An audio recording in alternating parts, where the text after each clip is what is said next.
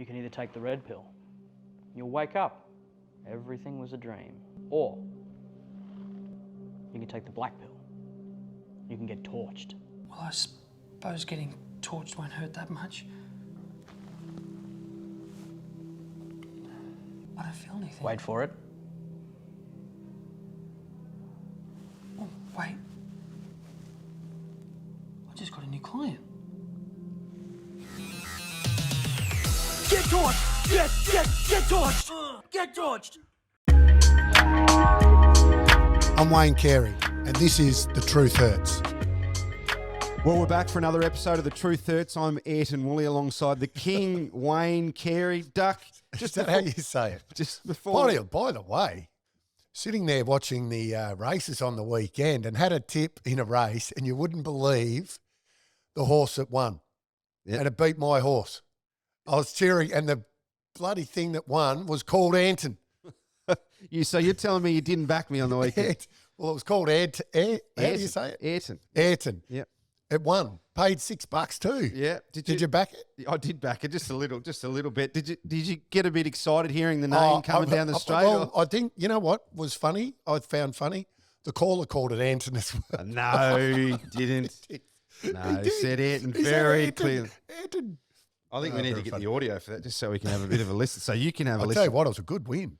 It was, yeah. Is that named after? No, it wouldn't be named after you. Hey, just before It'd we be the race car driver. Yeah, I'd say so. Now, just before we start, Duck, I looked out the window this morning and the sun was shining actually, and I thought, I'll wear shorts and a t-shirt and thongs. I'm a bit lazy, don't put shoes and socks on. But then I look at you across the table. You're very, very smartly dressed. A little knit jeans and a knit. Well, there's good reason for the college sort of skivvy knit look. Yeah, okay. If that's what you want to call it. Don't put this on too often because I'm warm blood. I get hot, right? I do, which is why I always wear t-shirts. I very rarely wear a jumper. But you're not going to believe, I've had one of the proudest moments a father can have this morning. And that is I went to my beautiful daughter, Ella, who is 17 and she's about to go into her exams. She's about to graduate year 12. So her last assembly today was this morning. And so I thought I'd better put the collegey sort of jumper look to go to that.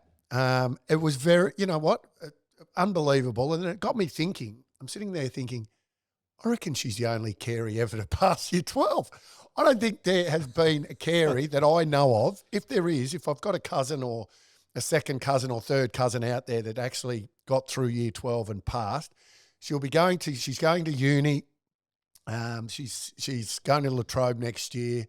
So she's, just that proud because I finished year 11, which is very high for the Careys, by the way, very, very high. I think my eldest brother, he did, I think he was year 8.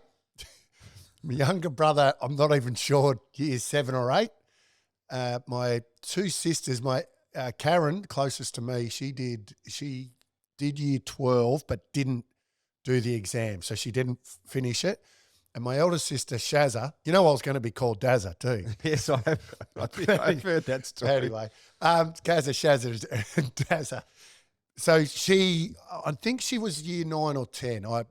But not all the way. And then I've got my nephews and everyone else and other cousins, and they're just school wasn't their go. Well, congratulations, Ella. So, what are Ella, her interests? What's she going to be studying? Yeah, sort of she's interest around osteo, physio. You need big points. Yeah. So she's clearly hasn't got didn't get my genes. Yeah. So where's this come from? This academics? It comes from her mother. So Sally was a chartered accountant at PricewaterhouseCoopers and went through university and did all that. So clearly she's followed in her mother's footsteps. But very, very proud I was sitting there. And tomorrow I'm going to see, they're throwing the hats off the building. When you see that on the movie. Yes. Yep. I thought I'd never, ever be involved in something like that, but I am doing that tomorrow with Ella. So a really emotional day for me. Yeah, that's awesome. A proud day. Congratulations. Yeah, that's a day that you maybe thought would never come for. Well, Well, it was only when I was lying there last night in bed where I started thinking, thought, well, clearly, my siblings, none of us did it. Yeah. And I don't think, I'm positive my dad's, brothers, a couple of their boys and that, I'm positive they never finish year 12. So if there are any Careys out there that like relatives that listen to The Truth Hurts, I'd love to know whether you've actually passed year 12 because Ellen might be just the first Carey ever to do it. That'll probably be the most intelligent conversation we have on this show today as well. Apologies in advance to our listeners. But you've obviously got that coming up, big week. In the background, a whole lot of stuff going on in the sporting world. You get every now and then you come in and you're just a bit sort of agitated about some things. I'm bemused. Bemused About all of the. I'm bemused about how during this trade period, and a lot of other people have spoken about this, but how players just get better. They're leaving the club and all of a sudden they're a superstar. And they're, like Schultz, who Collingwood are going. He's the best small forward the game's ever seen, according to the all the reports. Then you've got obviously Big Mackay that's gone to. I mean, he's Ben Mackay, yes, yeah. He's Steve Silvani crossed with David Dench and Bruce Dool. That's he's the Bombers' saviour at the moment, and the type of money you get to leave your club now on the back of just showing glimpses of potential, no consistency whatsoever. It's astounding. And then you've got legends of your footy club and will go down as a Hall of Famer in Tom Hawkins, and people are sort of umming and ahhing about what he's worth. The average wage has gone up since the new agreement. I think it's just under 500,000 now. Can you believe it? Yeah, it's pretty significant. So if that's the case, I think it's 480. So let's round it up to 500. It's just easier. What's Tom Hawkins worth? He's got to be worth 700. Oh, absolutely. And if Mackay at Essendon's getting 800, yeah, and he's the one that's going to be playing on Hawkins, I mean, whether it's a year, whether he gets does 1 year at a time, he's worth every bit of 700, isn't he? Oh, Tomahawk, absolutely. I guess the way Geelong have done it has been different too. They haven't overpaid even when they got, say, a Patrick Dangerfield. They've had their structure, success over. I think they get very well looked after down that way. Oh, I don't doubt they still get some decent money. No, I was surprised about the reports last week about Tom Hawkins, so he is staying on with Geelong now that Melbourne inquired. But it is it's about money. Yes, yeah. That's our understanding that maybe that Geelong's offer was not fantastic. Well, it's got to be well over 500 in my opinion. It has to be. Well, if it's not, Hawkins, you can't give Tom Hawkins. What he kicked 50 on last year. Yeah, it's not. It would be insulting. I mean, he's still been playing great footy. This is what I mean. Yeah, one, it would be a nightmare for the footy club to let if they actually did let Tom Hawkins go, and we know that it's not going to happen. Yeah, but pay him what he's worth. And what he's given to that footy club. The one that interesting that you often bring up, Ben Mackay. That one as an Essendon supporter doesn't bother me as much because I feel like he feels a need, and the Bombers had the cap space, and he's been playing in a terrible team. So you look worse as a defender. The one that worries me more as Essendon is the Jade Gresham one from St Kilda. So they've sort of massaged this through. So St Kilda have got end of first round compensation. I still wonder what games are going on there behind the scenes, but I've got St Kilda mates who are happy to lose Jade Gresham at that price. I worry about spending that money, 700,000 potentially over 3 years for him. Seems like a lot to me. Well, it's littered with North Melbourne made the same mistake a few years ago, as we know, well documented, and paying guys, and that didn't work out well for them, did it? You're referring like a Jared Pollock or someone like that? Well, there's a few of them, yeah. Yeah. And I saw even Nathan Buckley said today that if he had his time again, they wouldn't have paid Brodie Grundy his deal. They would have let him go to Adelaide. Easy to say in hindsight, but these long-term deals don't always work out. I mean, not long-term in the case of Gresham, but a big price deal. We've spoken about this before, about how contracts feed into the general culture or it can upset. If you bring a guy in like Mackay say the Bombers who have done that.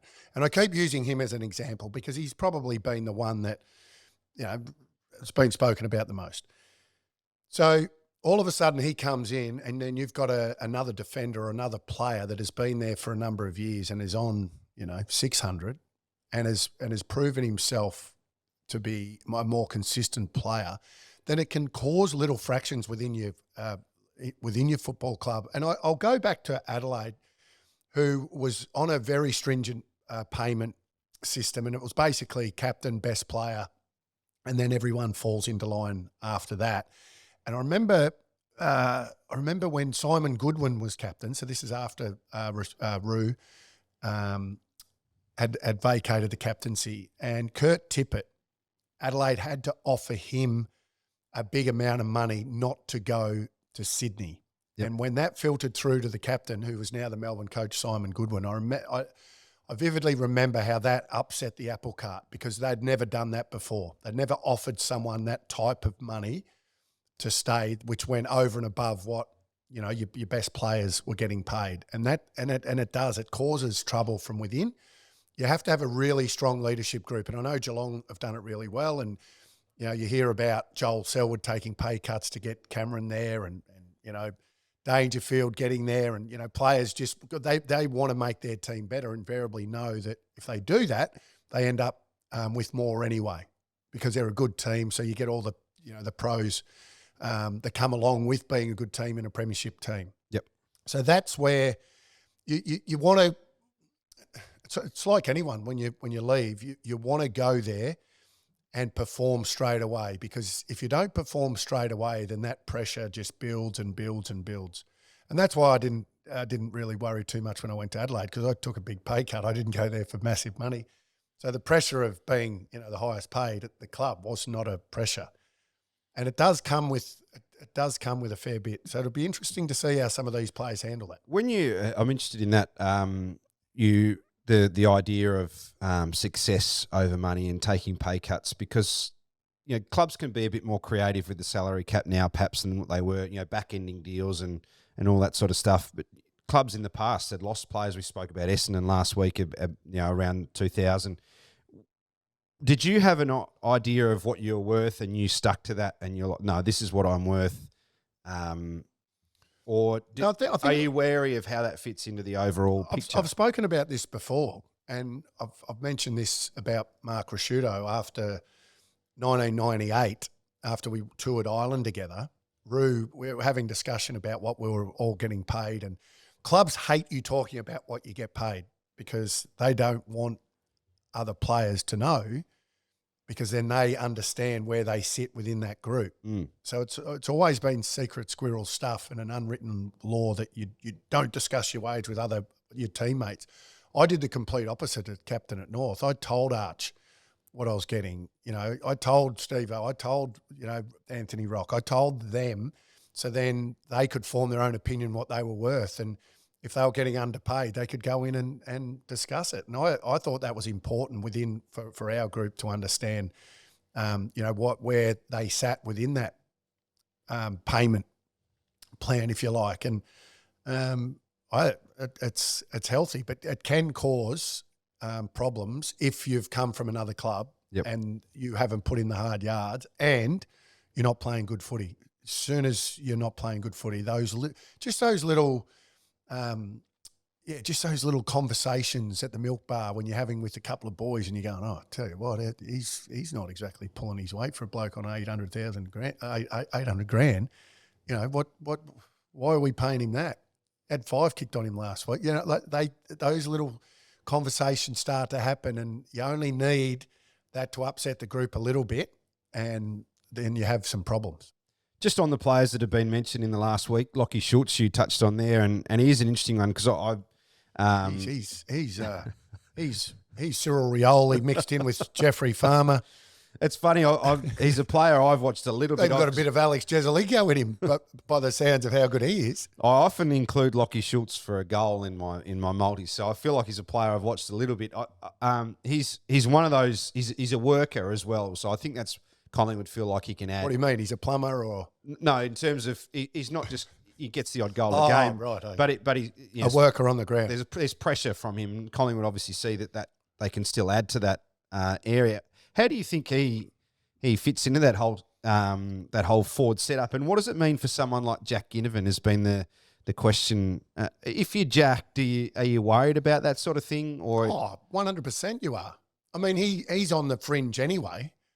It doesn't matter who you are, and I will say this: who you are, whether you're Andrew McLeod, Mark Rasciuto, Stephen Silvani, Robert Harvey, the list goes on. When each year, when the draft comes about, and the trade period or however players get to your footy club, it's changed over the years clearly. When they come in, you size them up, and you know what positions they play, you know their strengths, the weaknesses, and it doesn't matter where you sit. I remember, them recruiting key forwards and key defenders, and these guys walk in and they're 6'5", and they're good physically built already, and you find out that they're a centre forward, and you're sitting there, and I remember you don't say it out loud or speak to people about it, but you're sitting there thinking, why are they recruiting another centre forward or another key position player? Like we've got him, and more importantly, you think about your own position, and this is when you're in the prime of your career, you still have that element of fear that they could bring someone in that could take your spot. And I think while ever you think like that, that's why you'll keep improving. As soon as you think that you've mastered the game, and you doesn't matter who they bring in, you're going to be the centre half forward, for ever and a day. If you think like that, someone will take your position. You've got to have the fear of people coming in to take your position. So if I'm Ginnivan and he's still at that club, you know what I'm doing this year? I'm having the best preseason I've ever had. If I'm Hill, who's just won a Norm Smith medal, I'm making sure that I leave no stone unturned to become a better footballer. So you've got to be fearful who's coming in, and you've got to make sure that they don't take your spot. That's if you have that attitude, and then that leads to you then having a career best year. So that's the attitude. Absolutely. No, that makes a lot of sense. It'll be interesting to see how that plays out with Jack Ginnivan, not just in the final days of the trade period. Collingwood say he's staying, but obviously that can change what happens in the future with his position in that team. Someone like Jamie Elliott is probably going to, he's maybe got a year or so left. So there will be spots that open up there as well. Talking about fighting too, fighting for your position. Let's just change tack.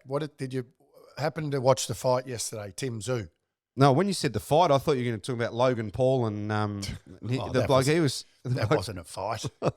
And KSI and Tommy Fury. It was a wrestling match. Hey, I think I saw a stat like Logan Paul threw 80 punches to 9 or something in a couple of rounds or something like that. I didn't watch a lot of that fight, but I really enjoyed the Mendoza Zoo fight. And I know Tim's trying to step out of the shadow of Costa, his dad, right? Oh, I'll tell you what he needs to do. He needs to have a facelift because he is an absolute replica of his dad. He looks a lot like they are identical. He just needs the little rat tail, and you would think it was his dad. And unbelievably good boxer. He is world class. Has to go to Vegas. Has to fight in the main town. So for someone like me, who's not as big, you can't be fighting on the Gold Coast. So I'm not as big into boxing as you are. So he's been a world champion. There's guys that he would aspire to fighting still. Is that where's he? Yeah. So I can't think of it off the top of my head, but there's a guy that went upper level, got beaten. I do know it. Got beaten recently. He's the number one in that division, and that's who Zoo. But he seems to be running a little bit from Zoo. So understandably, and Mendoza, boy oh boy, what a jaw he's got. It was a ripping fight. He just some blokes can wear Tim Zoo. Tim Zoo just as the rounds went on, just absolutely pummeled him, and he to his credit, he didn't get knocked down, stayed sharp, looked like if the round 7 had gone for another 10 seconds, I reckon he would have knocked him out. But just a unbelievable fight by Tim Zoo. So, yep, he's world class. He's definitely world class. And like I said, he's got to get over to Vegas and fight in America. And that will elevate him to superstardom. You can't, like I said, the Gold Coast, please. It doesn't quite have I'll the tell same. you who was sitting in the crowd and got a lot of airtime was Hugel Hagen. Jamara was there, wasn't Jamara, he must be going okay because I reckon he was third or fourth row. And says a bit about your status, what row and you're I could see him. He was on camera a lot. Yeah. A lot. How strategically do you place yourself behind the cameras? Oh, that depends whether you want to be seen or not. It depends on who you're sitting with. I saw, was it Lee Matthews? I don't want to misquote the great Lethal the other day, but he was talking about how Jamara might get the biggest deal in football history, which I thought was interesting given the conversation we had earlier in the year around who is, if you're starting a team, who do you draft first? Who has the most sort of value for the future? Well, I think for his age and glimpses that he showed, he still has to show the football world that he can do that on a consistent basis. The game's littered with guys that can spasmodically do special things, but can they do it week after week after week after week, quarter after quarter after quarter? So that's his challenge now, is having a massive preseason and then showing us and taking that next step, because he definitely showed this year, which I said I would take him before any other young player in the comp, including Nick Dacos, because of the position that he plays, and they're harder to come by. But he has to take that now to a level where we see it more often. And if we see that more often, then how do you just dispute what Lee Matthews said? Everything Lee Matthews says makes sense. Well, especially when he repeats what you're saying, so you're pretty happy with that. Now, I just talking about Jamara and also Simon Goodwin earlier, it just reminded me of something that I had a conversation with a mate on the weekend. So, questioning without notice here, I haven't prepped you for this. I haven't even mentioned it to you in passing.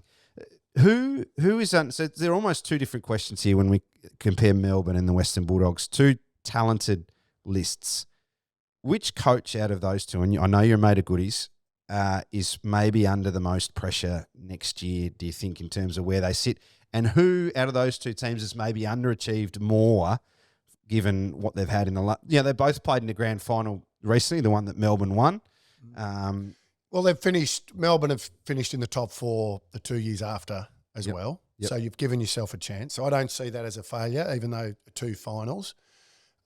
We discussed what Stephen May said last week, and I know we've got a few there's some strong feedback about that. Yep. So we'll talk about that a little bit later. But who's under more pressure?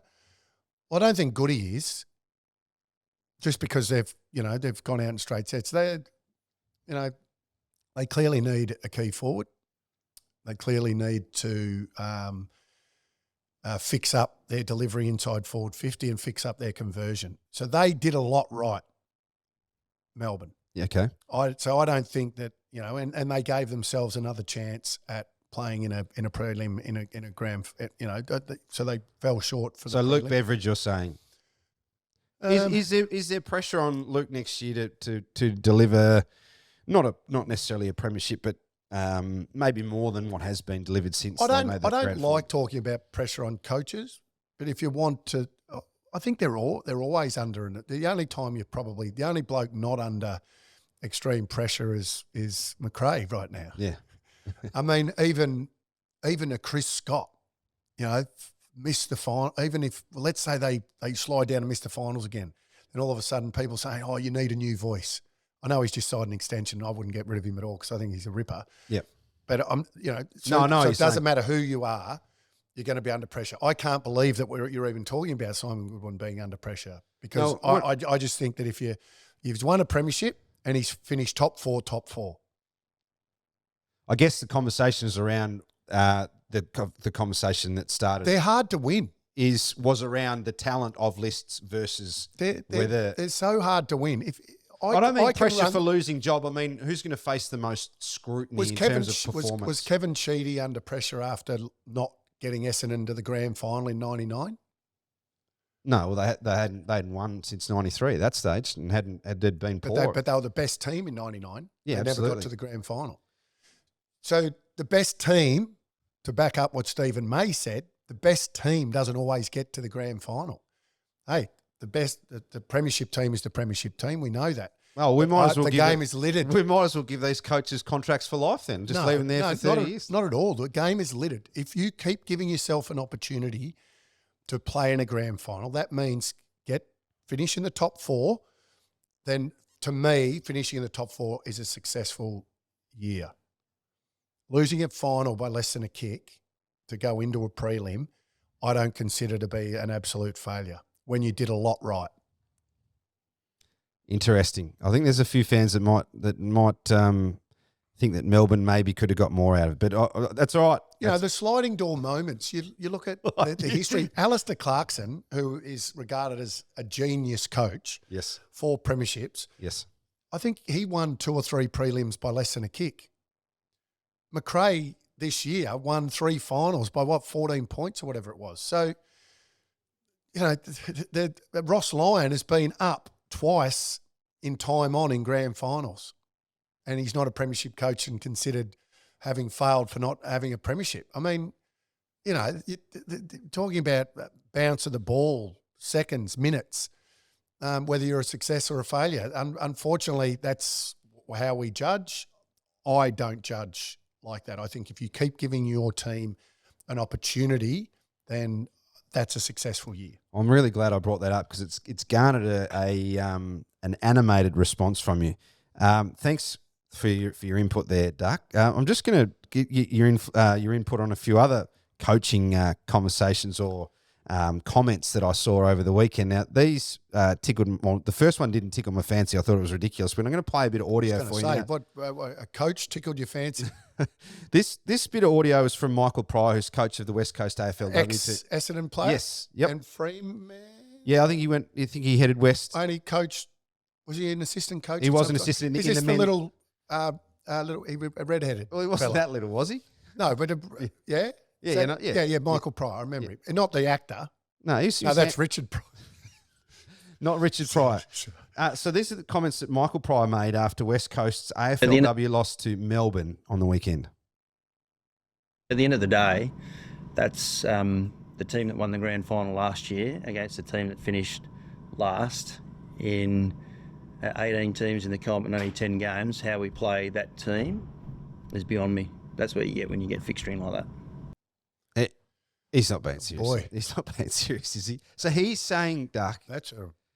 He's saying they shouldn't be playing the top team from last year because they'll know they're no good. Yeah. And how many teams have they played finals last year? No one. None. So this is the first team that played finals last year. 5 or 6 games into the season and he's first his team that played. I'll tell you what. Well, see, yeah, that's excuse making. What message does that making? send? Well, it doesn't send a great message. And if I'm one of his girls, I'm sitting there saying, come on, Your leader doesn't make excuses like that, unfortunately, and maybe that's why they are Scheisenhausen, because that's how he's coaching them. Yeah, That's not a good message. No, you want to play the best to get better, no matter whether you get a flogging or not. Absolutely, you can't improve by playing people around your standard. You have to play people better than you. I'd suggest he'll be making some sort of clarification this week when he does his weekly media conference. Michael Pryor. I have said though the 10-round thing is Mickey Mouse stuff. Yeah, when you got 18 teams, 10 rounds is just not enough. We've already discussed that earlier in the year. Not quite the same vein here, but often have these pop up on the various soccer or world game accounts that I follow on social media. And this one was Dorking Wanderers manager Mark White. They'd just been knocked out of the FA Cup and he wasn't real happy about it.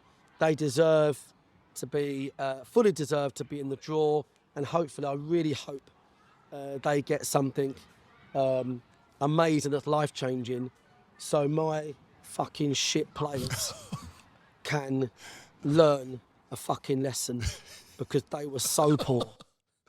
Oh, see, that's honest. That's honesty.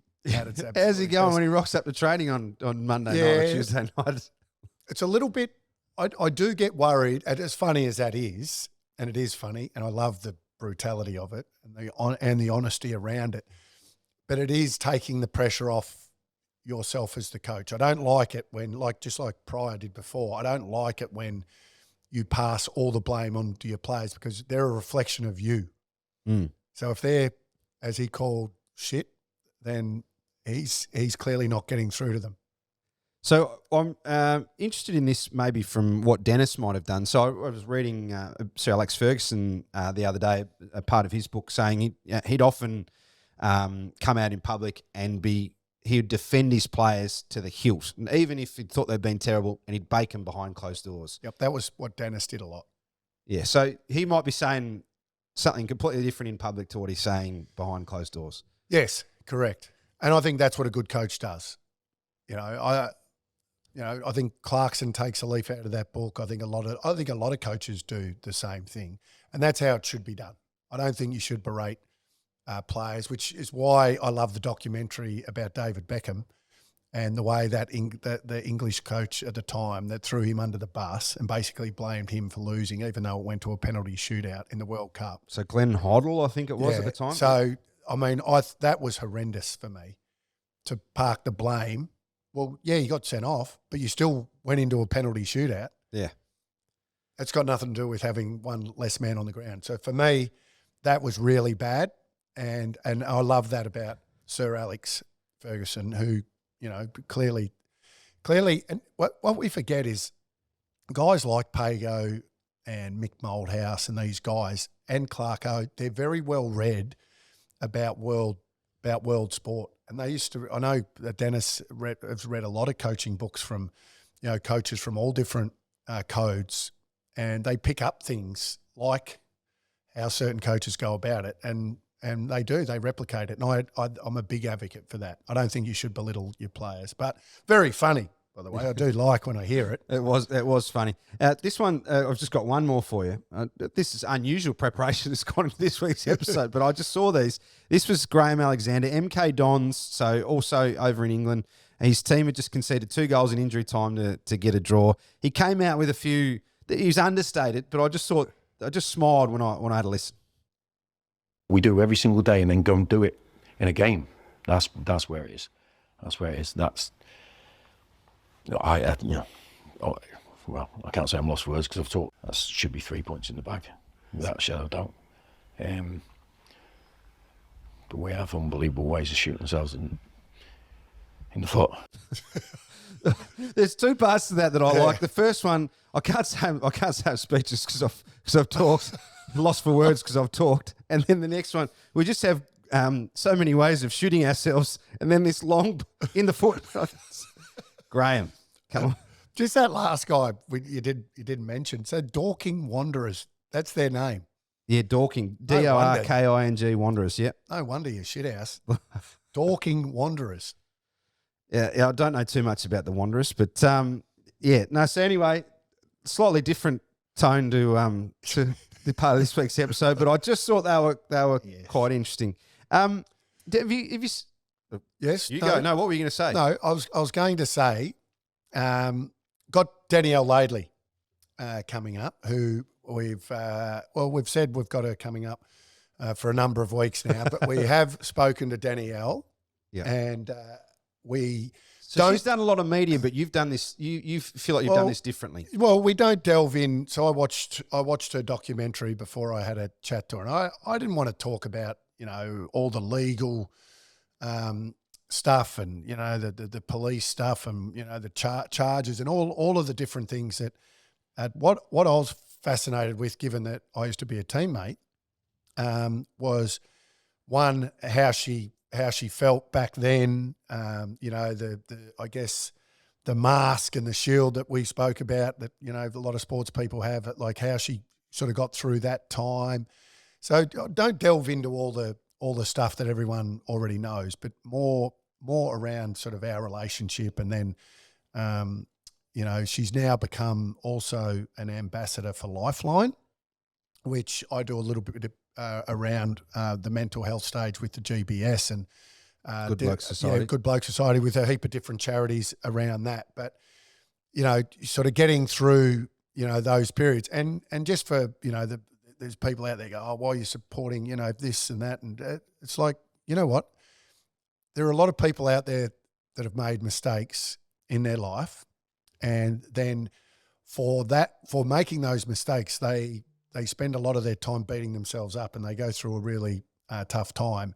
And clearly, Danielle has done that, along with dealing with what she was living with inside herself, not being who she really wanted to be. So going through that mental pain that she's gone through, and then, getting through to where she's got through now and selling that message with Lifeline and everything else, I think is really good. So tune in and have a listen. Yeah, looking forward to that. How have you seen? I mean, you obviously knew to a degree. This is what you're going to speak with Danielle about. You knew to a degree that about Danielle, but how have you seen the transition now? Does it shock you now, or do you feel? No. You'd be lying if the first time you see a teammate and they've transitioned. I'd be, like I said, of course, it's like, I never thought that. Yeah. So you'd be kidding yourself if you said it wasn't a shock. When we first heard that, that's who Danielle or Dean wanted to be, and the power to her. And when I say the power to her, it's because we as humans want people we know and even people we don't know. And you look at what's going on around in the world at the moment. I mean, you just want people to be happy, don't you? People to get along. At the end of the day, we are all human, and so when I sit in front of her now, I see a much happier person than when I saw her as a teammate. Yeah. Okay. That's interesting. So that's why, that's why it puts a smile on you. That puts a smile on your face, and she's obviously very, very happy. Well, we look forward to that one. So that'll be coming out later this week. Your chat with Danielle Laidley has been done, so no more delays. This will be. No, yes, it is coming out. So we'll move on now to our listener questions, and we're getting them a bit early because we've got a whole lot of feedback, Duck, this week on 2 episodes we did last week. So our normal weekly one where we chat about everything, and also your trade one got some great feedback about your move to the Crows. Just going to start on your Stephen May, which you went, you liked what Stephen May had to say last week. This is from Joseph. Stephen May, you went out in straight sets 2 years running. You're not even better than Carlton. Some pretty strong feedback from Joseph there on. Yeah, I don't. Well, Joseph has got his opinion, so it's right to him. This is from Brett. Stephen May, every time that bloke gets on the booze and opens his mouth, he embarrasses himself. Collingwood beat Melbourne in the games that mattered and were the best team all year. Melbourne out in straight sets 2 years in a row, and obvious cultural issues within the club. Oh, he's gone down that line. Yeah. Look, there's no doubt they've got work to do, and if you believe half of what you hear and half of what you see, then they've clearly. There's no doubt that Melbourne would be disappointed with what happened to them. Do I disagree with Stephen May? As I've said before, I don't disagree, and I like when players, even if you have had a couple of sherbets before you say, I just like that honesty that he thinks that they were the best team, and why shouldn't he think that?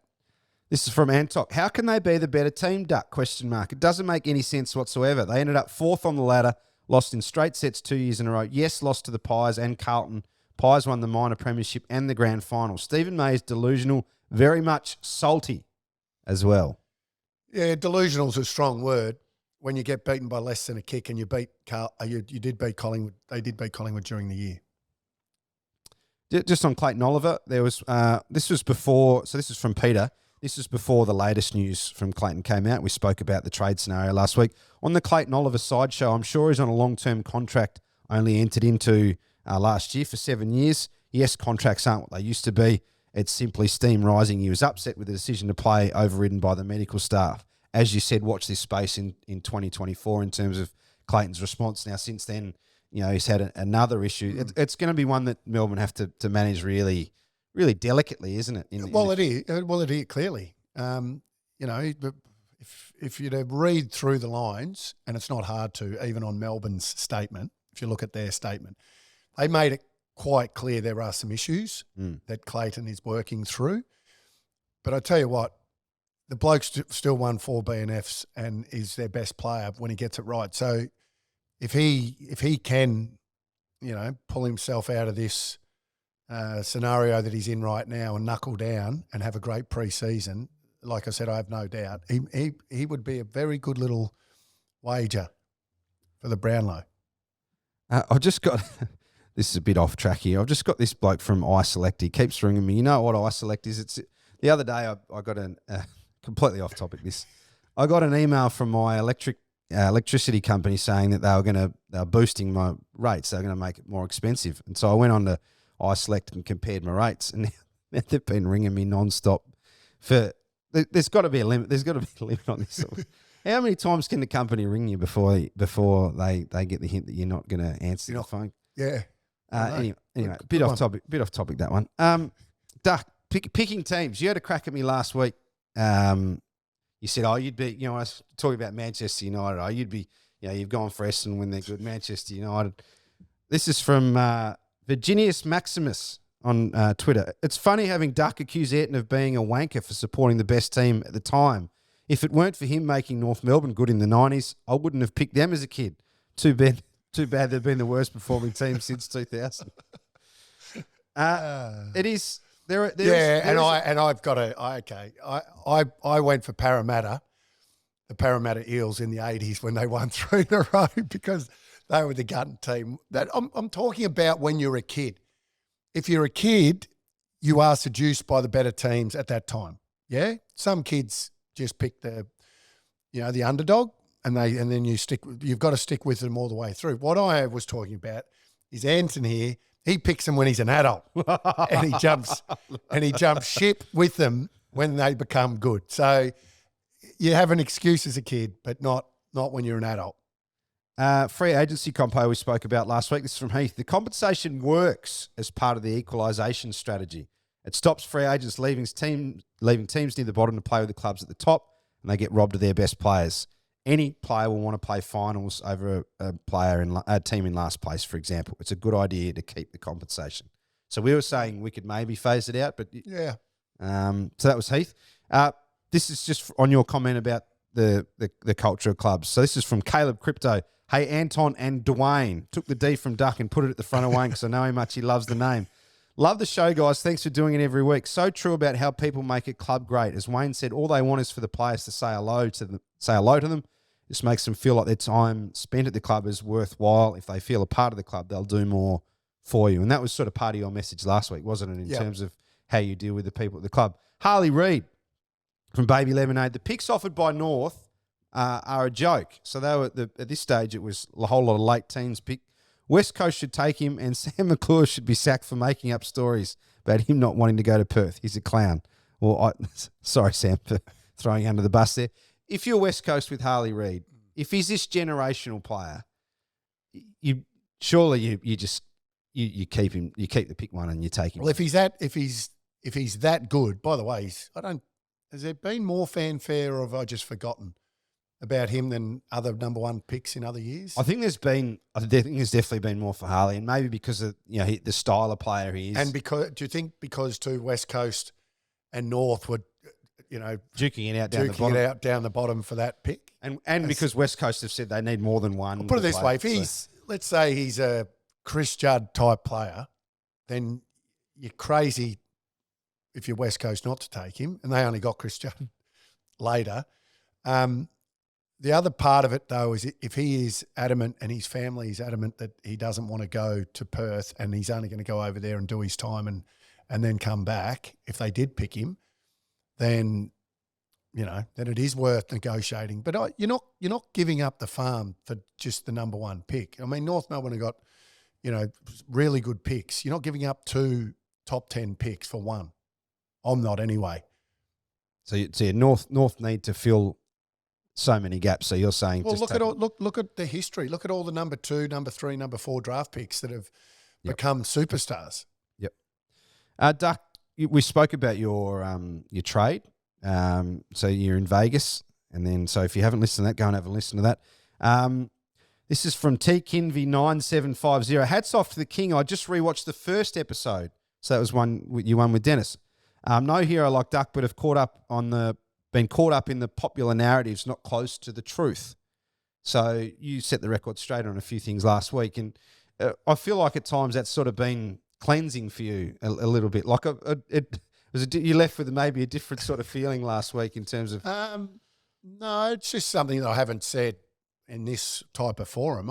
I've mentioned it a little bit in a couple of corporate gigs that I've done about, when people ask how I ended up there. But what we might do coming up, because I know you've had a few people ask you personally, yes, about what it was like to play against North for the first time. Yeah, when I went to Adelaide and the build up to that game. So we might do a show next week, or we might do an added little episode about, just to build up to that. And then, just the emotions around that and everything else. Yeah, well, I've got two messages here. One from Brendan saying, I feel like that'd be the great next step if Duck's willing to do that. And then hotkey success. Wayne, can you explain, which we might be able to do in the episode, Wayne, can you explain why the Roos didn't target you hard in the 2003 game against the Crows? Were they afraid of you? Were they your friends? No one except Archer and Steve-O really went at you. So hold fire on that. That's one to... just one more on last week's episode. Why no cool names left? That's the Twitter handle. Probably at that time, Brisbane, Port and Collingwood had more talent, but thought if Andrew McLeod's knees hadn't gone by the end of 02, things could have been more interesting. The Crows pre-season being too running-oriented probably didn't help either. We agreed, and we do forget that I am a premiership player for the Crows. Night premiership. What? You're not claiming the night. I've won 2 day, 3 night. Well, they always say Dermy's 5 day, 5 night. So say Duck 2 day, 3 night. So 2003, by the way, I kicked the 2 goals against Collingwood in that final late in the game to probably win it for us. But so I am a premiership player for the Crows. I forgot about that. The night grand. So I'm fascinated by this because ever since that's when teams still tried to win those. Yeah, well, that's what I was going to ask, because in recent memory, people who've watched only the last 15 years would say, well, no one's cared about the preseason comp. When did teams care? Because the 5-time we cared right through because we needed the prize money, and some of the prize money went to our footy trips as well. So we cared a lot. But thanks for reminding me about 2003, because we won the night grand final. Did you give it a bit more than Lenny Hayes and Grant Thomas did Collingwood? Well, I wasn't the captain, so I didn't hold the team. The team often comes around for. I remember. We were in a little bit of trouble. The Crows late, took a mark 50 out, went back and kicked it, and we won. Now we've got a special guest coming up, Justin Lepich, who of course has just played a huge role in Collingwood's premiership as an assistant. He was also, of course, been at Richmond during their flag years. Yeah, great to talk to Lepper about his career. He's done a lot, hasn't he, Lepper? He's coached, he's assistant coached premiership teams. He's now involved at Collingwood. They've won a premiership, so he's got a little bit of Neil Balm about him. Lepper. Magic touch. Yeah. So just for our listeners, so they know. So later on this week, we're going to have an episode coming out. Lepper will be early next week, and then because you're away, you're going overseas. I'm away. Yes, I'm going overseas. So this episode that we normally do on a Monday will come during the week next week. It won't land on Monday. All right. Well, look out for that. Great to talk to you again on The Truth Hurts, Duck, and plenty happening in the next week.